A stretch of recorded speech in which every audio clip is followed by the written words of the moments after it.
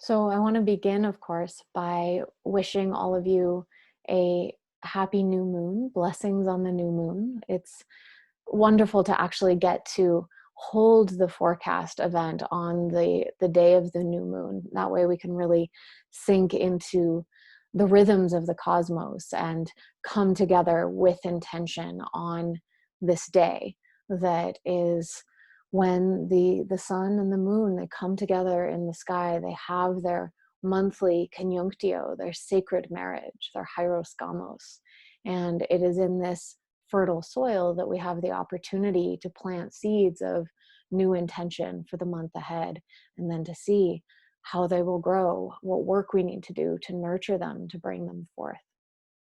So following the usual format of these forecasts, I'm going to begin by moving through the lunation cycle, beginning with the transits that are happening during the new moon, and then the waxing quarter, the full moon, the waning quarter, and then finally the next new moon.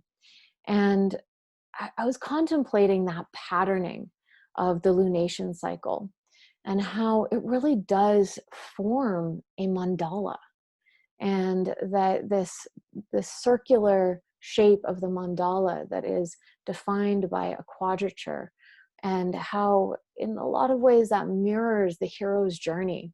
You think of the hero's journey that Joseph Campbell wrote about, for example, and that we begin with the home. We begin at home, and the moon is the archetype of the home. It is our beginning. And you can think of the lunar cycle as mirroring the cycle of a lifetime. We begin as children. We begin in the home, nested in the family, connected to the parents, completely dependent on the parents. And then as we journey outward into the world and we move toward the square, the quadrature alignment, that first waxing quarter moon, it's that experience as we step into adolescence and we're moving toward adulthood, and we're trying out what it's like to be an individual, but also still connected. And there's often challenges with that. And there are often challenges with the square. That's the nature of the square alignment, whether it's between the sun and the moon, or between Venus and Mars, or between any other of the planets. There tends to be tension there. And then as we move toward the full moon, there's a coming to fruition. There's a coming fully into the light of oneself. And if we are mapping this onto the hero's journey, this is both the height of the story, but also it is the depth of the descent. And then from that full moon position, we start to come back in with the waning moon. And if you think of this in terms of a lifetime, moving away from that peak of adulthood, that brightest, shining individual moment, and we start to wither, we start to wane, we start to come back inward, even in some ways become more childlike again, but in a new way, carrying the wisdom of the experience of the journey. And then finally coming back to the new moon, coming back to the place where the moon dies into the light of the sun, and the sun dies into the darkness of the moon. And we, at the end of our lives, come to this place of death, the end of the cycle. But perhaps death is also a new beginning. So I was just contemplating that in preparation for today, and thinking about all the ways that the lunar cycle can be mapped onto understanding the journey of a lifetime, or the hero's journey that we encounter in so many myths and stories, or even the journey of a day. We begin in the lunar space. We're sleepy, we're in bed, we're cozy, and we come out and we're much more activated and awake and engaged with the world. And at the end of the day, we go back inward into that lunar space. We enter into the dream world. So I'll begin by taking us through the dates of all of the moments in the lunation cycle this upcoming month. And then from there, after we have that scaffolding set, I'll go into some of the major transits that we're experiencing during this time. If you've been to one of these forecasts before, or you've watched some of the previous ones, you may notice that there's a bit of a repetition of themes coming up, because there have been some transits that have been lingering for quite some time. So I'm going to share the chart of the moment so that you can see where everything is configured right now. And there we go. So here we have the chart as it was set for today, earlier today, when we have the exact new moon. And the repetition of themes that I'm talking about, I feel like I need to touch on this every time, each month this year, because these are the deep bass notes that are reverberating in the archetypal zeitgeist at the moment. And that is this triple conjunction of Jupiter and Pluto and Saturn. And it's these three planets, the archetypes associated with them, that we're seeing coming through in so many of the challenges, the tensions, the difficulties that have been unfolding this year. Everything from the pandemic to the political tensions. And I've very personally been experiencing the close proximity to the fires on the West Coast, for example, and innumerable other examples that we can give both within the US and in the larger global context. So Jupiter, Saturn, Pluto is an amplification of very challenging dynamics, and that is with us all year. And it's forging something very profound, very deep. It's forging a strength to make it through such difficult times, forging that strength within each of us. But it really is a kind of trial by fire, and seeing how much more can one take on? What other weight can you carry?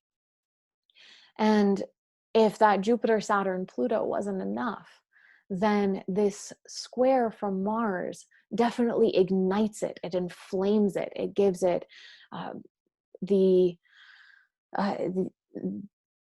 anger, the aggression, the energy that we're seeing rippling through the collective, and probably at very personal levels too. So Mars has been in a square to Jupiter, Saturn, Pluto since August. It turned retrograde in September 9th. And as you can see, it's still lingering very closely in this 90-degree angle to the stellium. And so this is what I mean when I speak to a repetition of themes, because this has been happening for quite some time.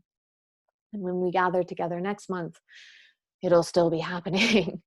So this again is kind of, it's the baseline in the very dramatic music of this time.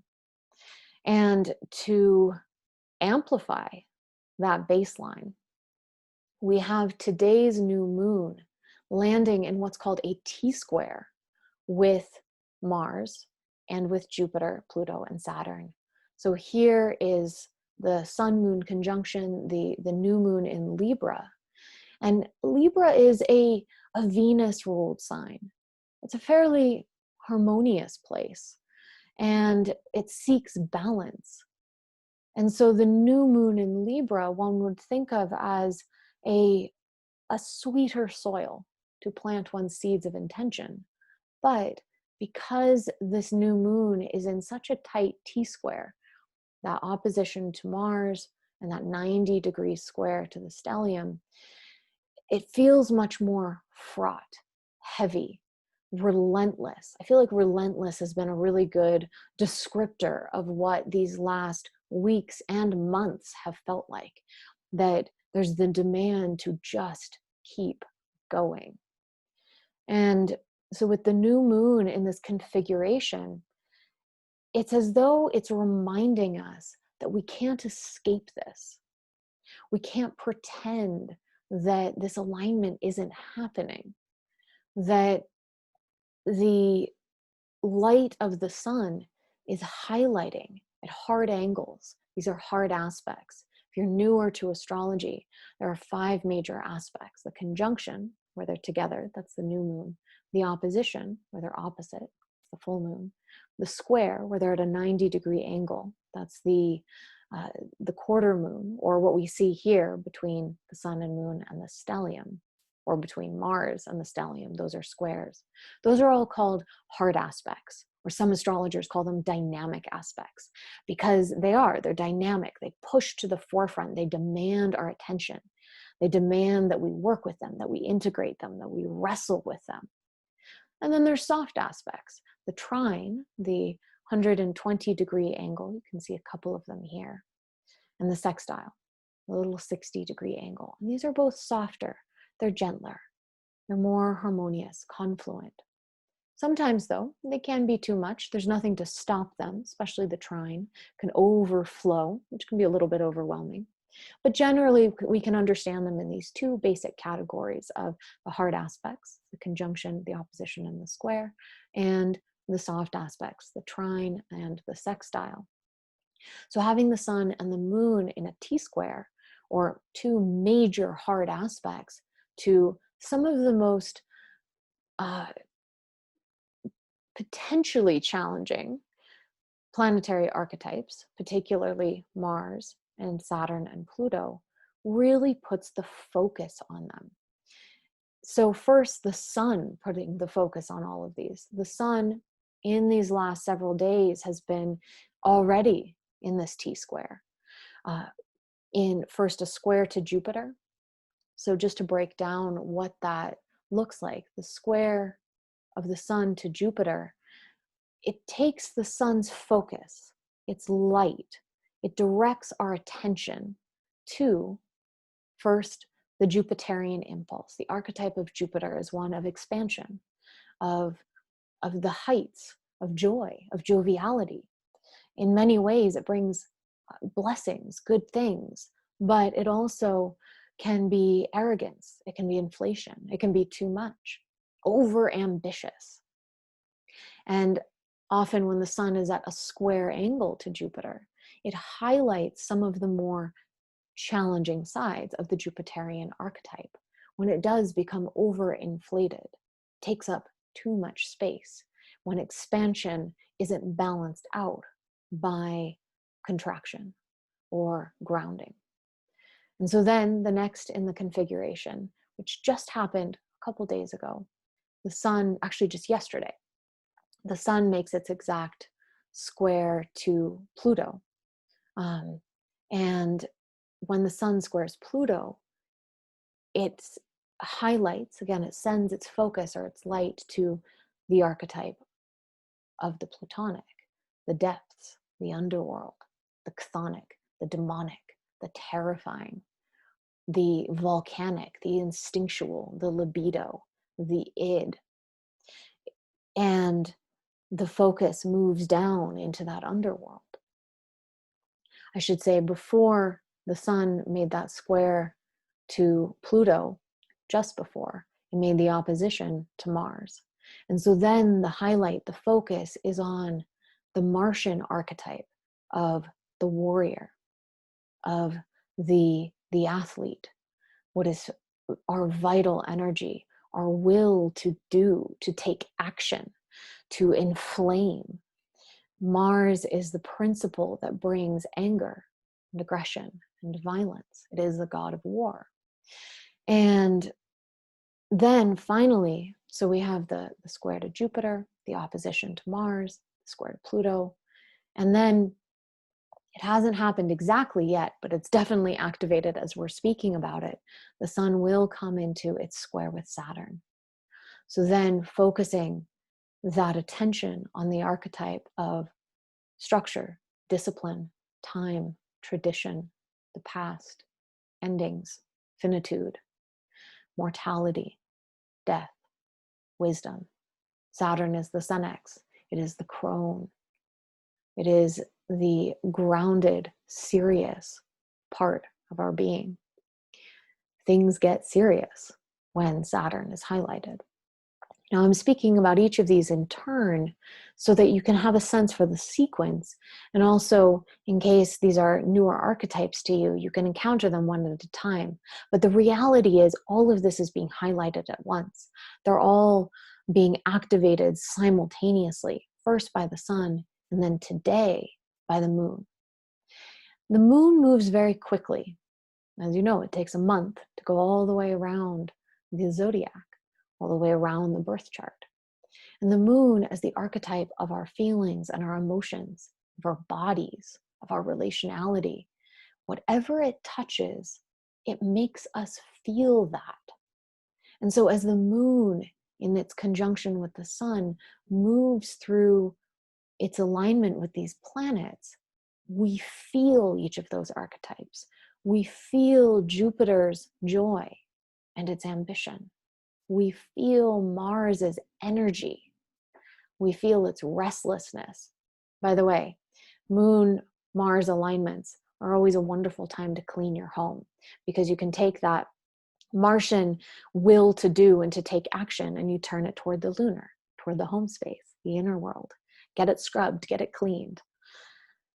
With the moon in alignment with Pluto, we feel those depths. We feel intensely. We feel voraciously. We feel viciously. And we feel the power of our emotions. And then when the moon traverses Saturn, which as we are speaking is happening right now, one can feel that constriction, that deprivation even. Maybe there's a feeling of loneliness, of being cut off, of there being a kind of nourishment barrier.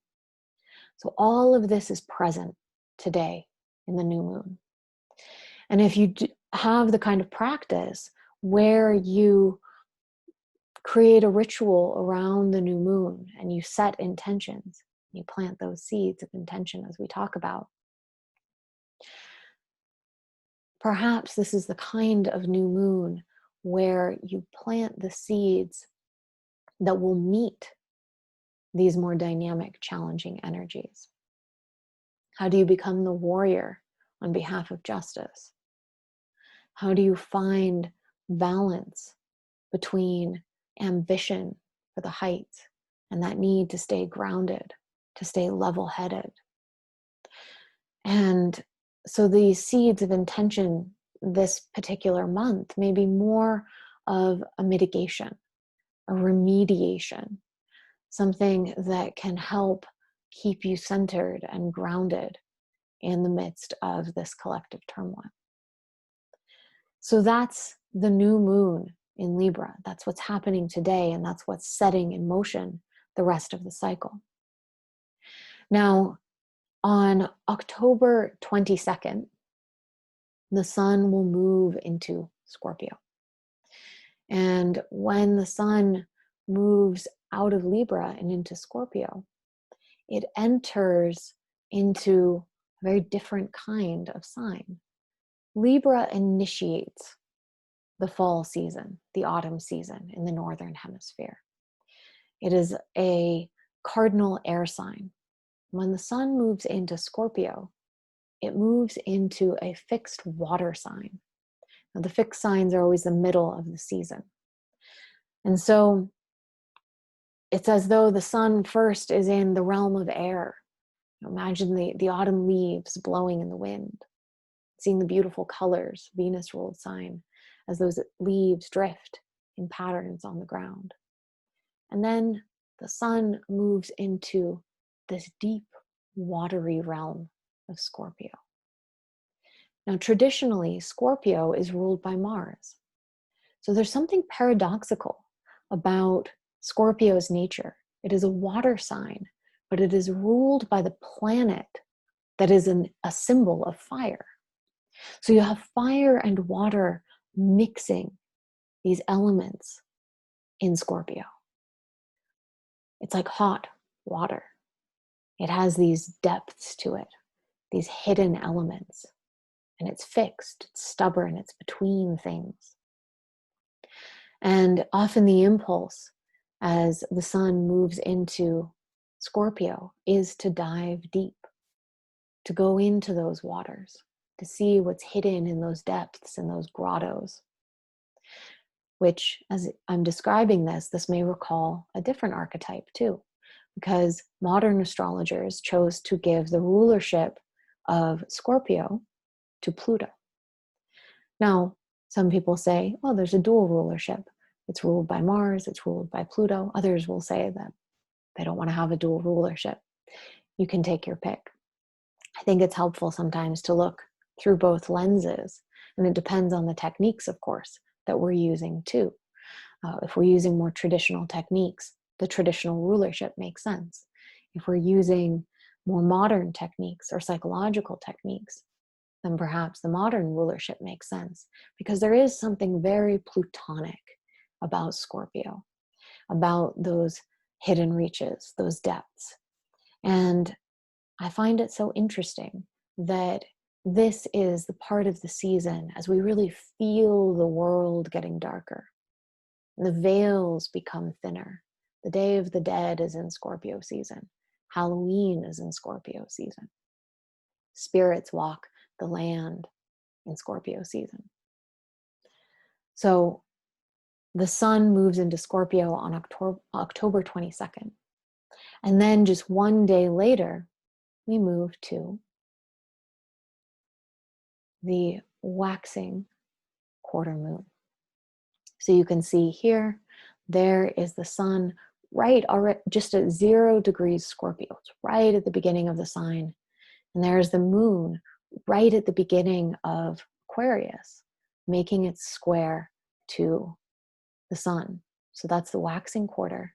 And you'll notice that the moon earlier that day, or actually the previous day, because this alignment is early in the morning, 6:23 in the morning. So the previous day, which is the day that the sun moves into Scorpio, the moon will have traversed the Jupiter, Saturn, Pluto stellium. So if you're feeling that stellium today while it's squaring the stellium, you're probably really going to feel it as the moon moves through next to each one in about a week. So the moon will be making its square to the sun. And as I was mentioning before, the nature of the square is one of tension, because the reason for this is that squares take place in signs that are not complementary in their elements. So there's 4 elements of the signs, or in astrology: fire, earth, air, and water. And earth and water are complementary. Think about it. They're both heavy. They both pull down. And then air and fire are complementary. They're both light. They both move up. And the nature of the square, now they're the same modality, meaning either cardinal or fixed or mutable sign. So in this case, we have the lunation moving through the fixed signs, the sun in the fixed sign of Scorpio, the moon in the fixed sign of Aquarius. So they have that in common, the mode. But the square has the non-complementary element. The sun is in water, but the moon is in air. And so part of the tension of this waxing quarter moon is that the solar impulse, the self, who we are as individuals, wants to go deep. It wants to go into that scorpionic, watery realm.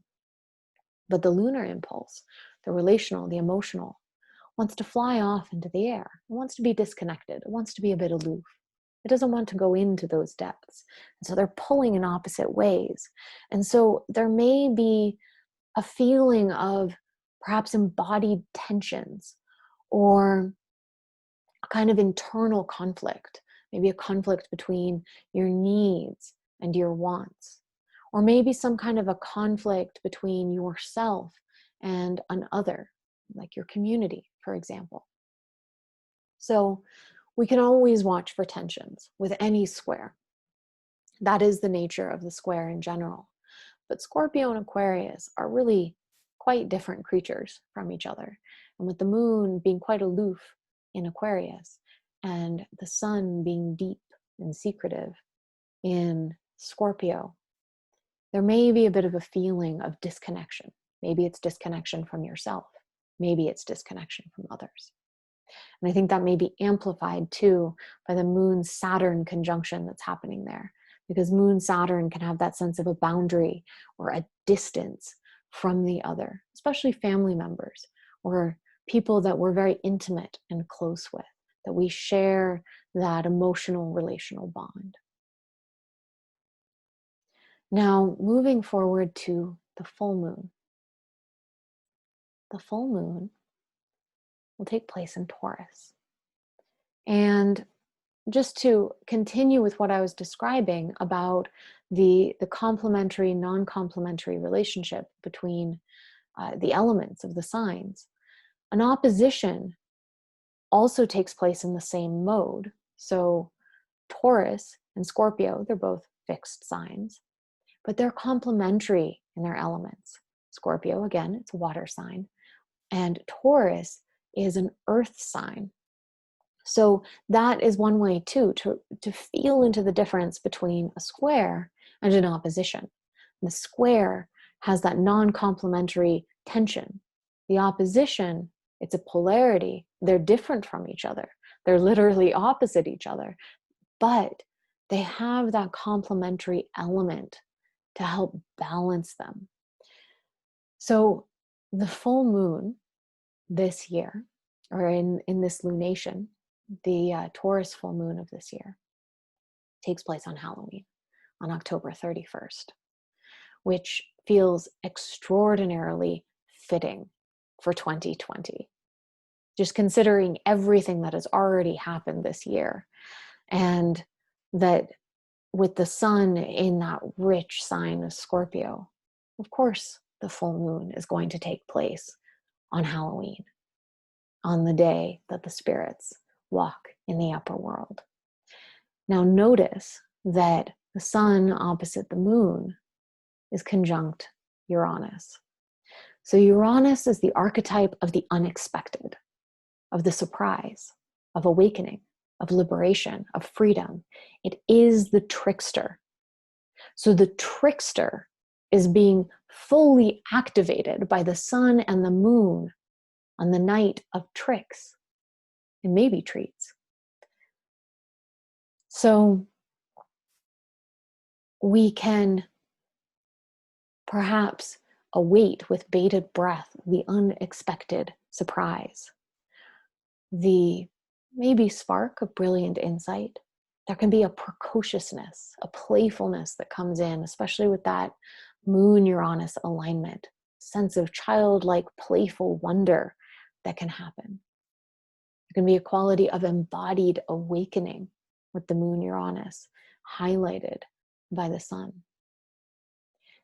With Uranus as trickster, Uranus is connected to the myth of Prometheus. So it's the trickster who steals fire from the heavens and grants it as new consciousness, new awareness to humanity. This is what is being highlighted on this Halloween night.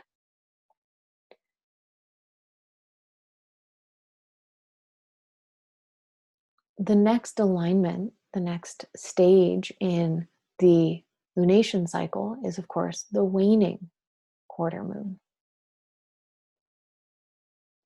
And this will take place on November 8th. So the moon at this point will be in Leo, another fixed sign, square to the sun in Scorpio. And once again, you have the non-complementary elements, not water and air, as in the waxing quarter, but fire and water. Now, this is kind of interesting to think about, because with Scorpio as a Mars-ruled sign, but a water sign, there's already that fire-water dynamism taking place. But with the moon in Leo, in this fire sign, how is this tension going to come forward, this closing tension? Well, Leo, as the one sun-ruled sign, has the impulse to take up space. And when the moon is in Leo, it wants to shine. It wants to take up space with its feelings, with its emotions. And yet, again, the sun in Scorpio has more of that impulse to to tuck away, to hide, to not be seen. And so the tension that may be felt here on this day could be more around, how much space can I take up? How much space can I take up with my feelings, with who I am? How much space can I take up within the community or the family? But also, in that tension, is there also the impulse to hide, to close the door, to shut others out? And that tension, like the waxing square, may take place within one's own being, or it may take place relationally. Finally, we come to the new moon in Scorpio, and this will take place on November 14th. So you can see here the conjunction between the sun and moon again. And there's something quite significant about this particular new moon. It is forming an exact sextile to the stellium, but particularly to Jupiter and Pluto. And Jupiter and Pluto make their exact conjunction, their third exact conjunction, just the day or 2 days before, November 12th. So Jupiter and Pluto have been in this dance all year. Jupiter has been in relationship to Saturn and to Pluto throughout 2020. It ingressed into Capricorn in December of 2019. And so it's been in relationship to these two planets for many months. And in that time, Jupiter has made thus far 2 exact conjunctions with Pluto. And this is the third and final conjunction between Jupiter and Pluto. And Jupiter and Pluto, when they come together, Jupiter is the heights. It is the elite. It is wealth. It is abundance. And Pluto is the depths. It is a balancing of heaven and hell in some ways. And there's a deep striving for excellence, for ambition. There's a charismatic quality to Jupiter-Pluto. It's associated, for example, with charismatic megafauna, with large charismatic animals. And actually the first alignment of Jupiter and Pluto earlier this year correlated with many photographs emerging of wild animals walking through the streets of cities all around the world, because human beings were inside in quarantine. And so these animals, these charismatic megafauna, were taking up space. So here's the third alignment of Jupiter and Pluto. And they really have very different natures, because Jupiter has that heightened quality and Pluto is related to those chthonic depths. But when they're brought together, they, as archetypes do, each amplify one another. And so there can be this tremendous striving for ambitious achievement under Jupiter-Pluto. And under Jupiter-Pluto alignments, often projects will begin, or initiatives will start that are far grander than is maybe realistic or possible to achieve. Really, there can be the impulse to bite off more than one can chew. So it is this conjunction of Jupiter and Pluto that the Sun-Moon conjunction, the new moon, will sextile. So it's a soft highlighting. It's a soft focus on those two very powerful planets. But it brings that quality into the seeding of that next new moon. And so in terms of the seeds that are planted in this very rich soil, Jupiter-Pluto is about as rich of a soil as you can get, with Pluto's composting quality and Jupiter's richness, the nourishment that it can offer. So planting seeds in this soil, they have the potential to grow very high. Again, think of that ambitious quality. But it's important with Jupiter-Pluto to remember not to cut corners, to remain in one's integrity, growth without roots, growth without grounding, sinking in, going into looking at, well, what shadow elements might I be bringing to this growth? That it isn't just growth to the heights, we have to bring along those forgotten parts as well. So growth without a recognition of that integrity can lead to a toppling of that crowning flower. The stem will break because it grows too fast. The flowering head is too heavy, and it comes crashing down.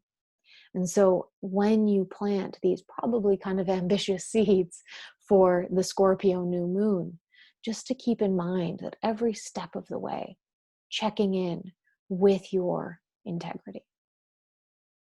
So now that we've gone through the lunation cycle, I want to touch on a few more key transits that will happen. So I'll just do these day by day. First of all, I want to look at the dance of Venus.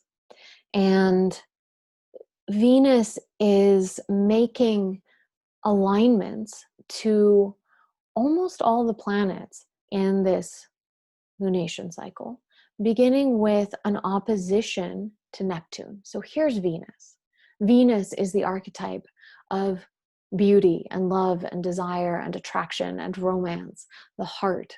It is falling in love. Venus is what we find beautiful, what we find alluring, what we find pleasurable. And having Venus transit opposite Neptune on, there it is, it'll be on the 18th that it makes its exact alignment, but it's already here. We can already feel it. Venus Neptune is it's the ethereal, transcendent experience of love. It's our ideals in love. It's the fairy tale romance. It's the soul love. It's falling in love with the divine. It's loving devotion to God or to the sacred or to the many gods. Venus Neptune has this very ethereal aesthetic to it. Think of fairy tales. Think of the elves of Middle Earth. Venus Neptune has this otherworldly, most haunting beauty to it that cannot be pinned down into this realm. So that is the beginning of Venus's exact dance with many of the outer planets opposing Neptune. And then, as you can see, it's also making a trine to the stellium. So it'll be exact one day later on the 19th, where Venus will make an exact trine to Jupiter. So think riches, abundance, luxury. Venus-Jupiter days, I always find that I spend too much money on those days. That's the moment that you come across that beautiful piece of jewelry or clothing, or you decide that brunch is definitely worth splurging on. There's really an opulent, indulgent quality to Venus Jupiter. And I think it really helps counterbalance so much of what we've been going through, that allowing ourselves these indulgences at difficult moments, it helps take off the edge. This is a very potent day, by the way, October 19th. That is the day that Mars also makes its next square to Jupiter. So Mars passed forward, square Jupiter, and then Pluto, and then Saturn. Then it's moved backwards, square Saturn and Pluto. And on October 19th, it makes its next square to Jupiter. So you have Mars Jupiter at the same time as you have Venus Jupiter. Now the Mars Jupiter is a square, the Venus Jupiter is a trine. So the Venus Jupiter is a much softer dynamic. The Mars Jupiter is more inflammatory, more explosive. And actually, the last time Mars passed in the exact square to Jupiter, and it was very close to Pluto too, so one can sense this in the example I'm about to give. That was the day that the explosion in Beirut happened. So while there isn't necessarily a repetition of exact events the next time a transit comes around, there is still a repetition of archetypal themes. So Mars square Jupiter may have a very explosive, brash quality to it. There can be a ruggedness to Mars Jupiter. And one can kind of bring forward anger or aggression in a big way. But it also, there can be a good sportsman kind of quality to Mars Jupiter. So it doesn't mean that it will cause lasting harm, so long as Jupiter's better nature is called on to help temper Mars's temper, you could say. And so on this very potent day, this is also when Mercury, who's retrograde, Mercury has been retrograde since October 13th. I know I've definitely been experiencing the effects of Mercury retrograde this time around, because not only is it retrograde, whenever Mercury goes retrograde, it's telling us, please slow down. Stop trying to push forward with all the communications and the emails and the work and the travel and the busyness. It says, slow down, take a seat, go back over the things that you've forgotten to review, revise, rethink.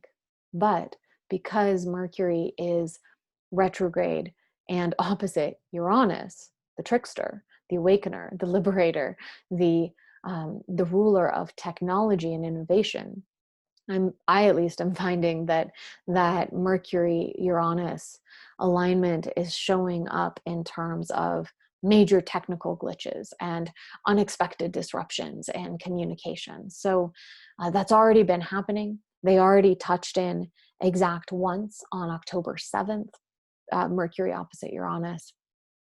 Now we have the second out of three, again, Mercury-Uranus oppositions. The second one is this day, October 19th. And then the third one, it won't take place for another month, November 17th, but it will take place. So this Mercury-Uranus quality is going to be in the collective, in our communications throughout these coming weeks, even if they aren't as close together all the time, because the transit's going to complete in November. And as a general rule, one can think of a transit as lasting from the first time it comes into orb to the last time it leaves, even if it's moved out of orb somewhere in between there. So October 19th, quite a day. Just a scenario to paint. It could be a kind of frustrating day in terms of communication. Tempers may be high because of the Mars Jupiter.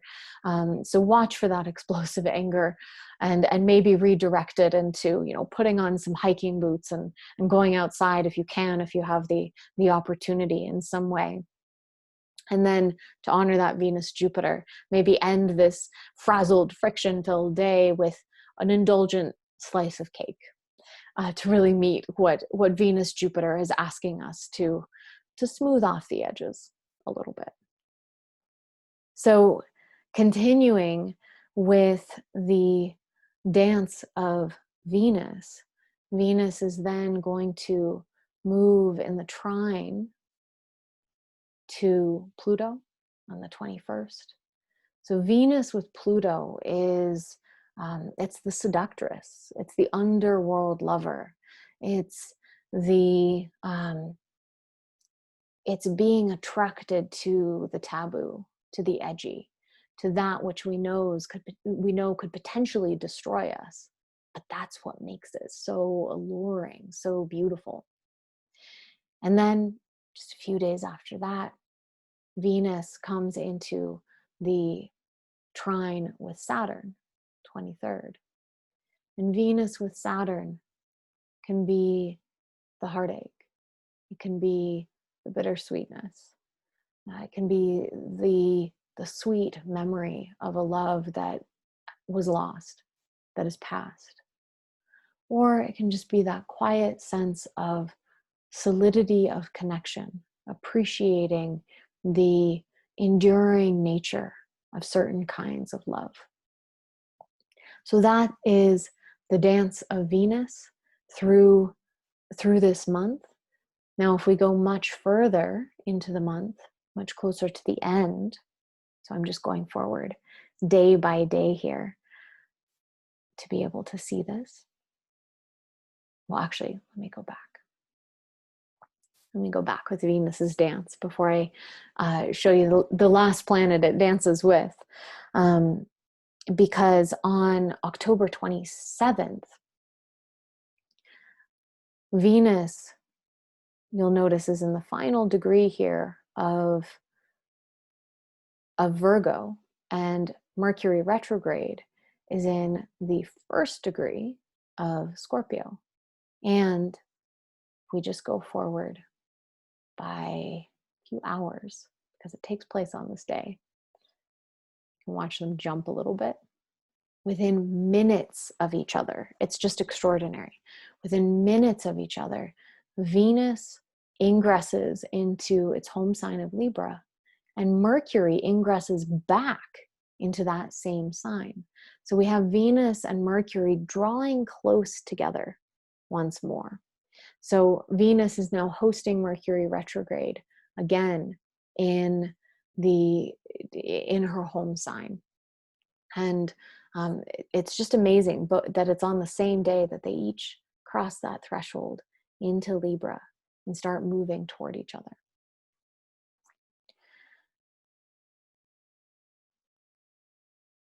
Now, to complete Venus's dance, and then I'm going to come back to what's happening with Mercury. Venus moves through Libra. Again, I'm just going day by day here. And by the 9th of November, comes into opposition with Mars. And what is so beautiful here is that Mars is in its home sign of Aries, and Venus is in its home sign of Libra, and they're in opposition. So these two planets are highlighting already the archetypal nature of Aries opposite Libra by being in their home signs.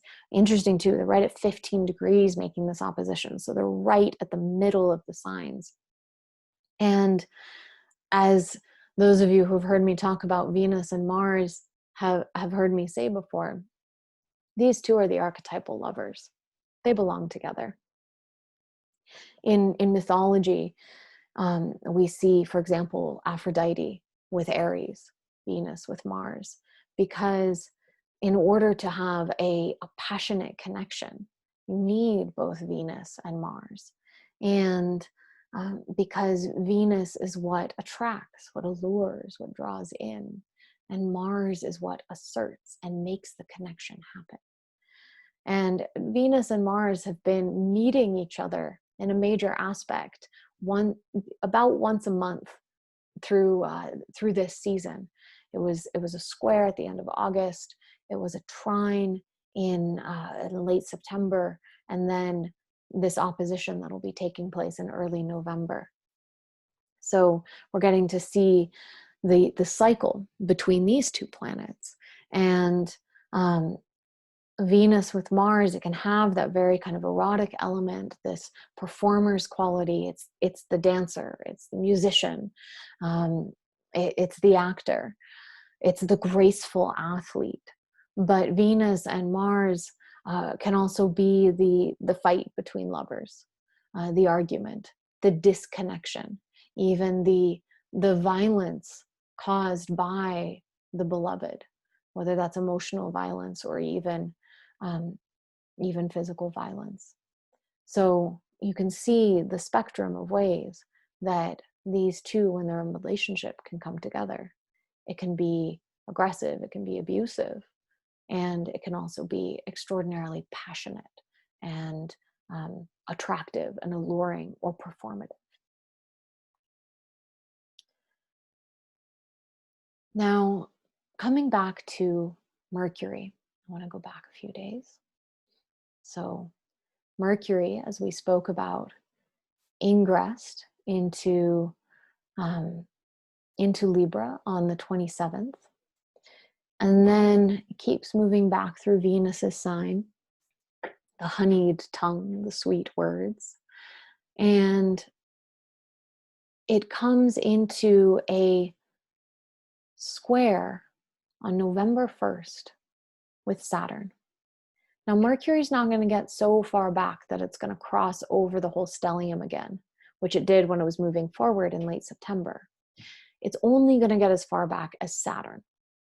So Mercury-Saturn it's hard thinking. It's precise thinking. It can be clear thinking, but it also can be miscommunication. And especially with Mercury being retrograde, that can be more of an issue. So Mercury in that square to Saturn can be the mind kind of running up against difficult problems, really having to think hard, like weighty decisions, how to consider a difficult conversation, or how to make a heavy or a consequential decision, thinking through tough ideas. That's Mercury Saturn. So Mercury squares Saturn exactly on November 1st. And then 2 days later, November 3rd, that is the day you'll notice that it changed from red, which means it's retrograde, to black, which means it's direct. Mercury stations direct November 3rd. And in the US, that is the election day. And so with Mercury stationing, Mercury at its slowest point, and in a square to Saturn, no less, it'll make an exact square to Saturn one more time as it moves forward on November 6th. So that sequence, November 1st, Mercury square Saturn. November 3rd, Mercury stations direct. It is election day. Mercury then moving direct, making one more exact square to Saturn on November 6th. So everything to do with communication, with decisions, with ideas, it's all getting slowed. And stepping away, I suppose, from the astrological for a moment, it has never been so important, so dire to have one's voice heard. Mercury Saturn can be the voice that is silenced, and it can be the voice that speaks clearly by saying just the right thing that it needs to say, but no more. And it has never been so important to have one's voice heard as this election. Voting has become, in this year, a heroic act. And if you think about all of the dismantling of, say, the post office. Now, the post office is Mercury's realm. It is where letters and words are exchanged. And so with this slowing down, Mercury with Saturn, Mercury moving toward the station and turning direct, there is that very high potential for miscommunication, for miscounting, for lost votes, for lost mail. And so in taking on the heroism of this time and leaning into Mars as that heroic warrior square the stellium, planning, thinking through what you need to have your voice heard. It has never been so important. And the astrological conditions are such that it may be very difficult to have that heard. And so if there is any way that you can cast your vote, have your voice heard early before these transits set in, that will be really important. And this is a part of Mercury retrograde, that when Mercury is retrograde, all forms of communication slow down, and you have to think through and plan things more. You have to do that more carefully.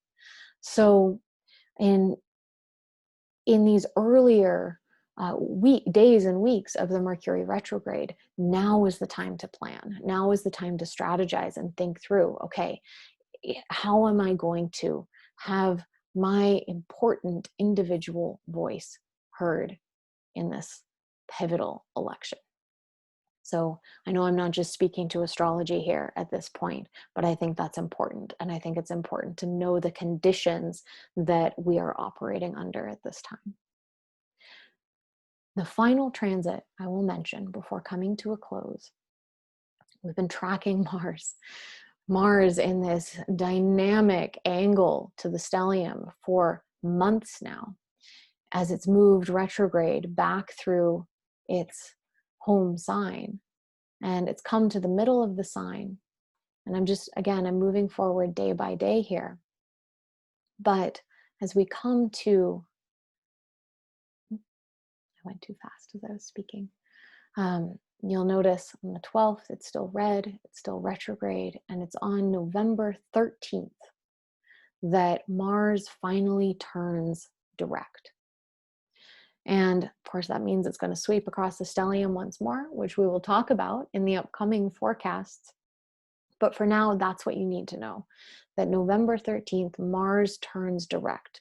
Now, that doesn't mean Mars is just going to pick up its usual nature of leaping ahead and that very kind of energetic, action-oriented will to do that that characterizes Mars. It's been really kind of coagulated and slowed down at this point. But it will go direct on this day, and it will start to gain speed. And if we learned anything from the day that it turned retrograde, September 9th, that was the day that the images were pouring forth out of the West Coast, out of San Francisco in particular, where you could see the sky was literally the color of the planet Mars.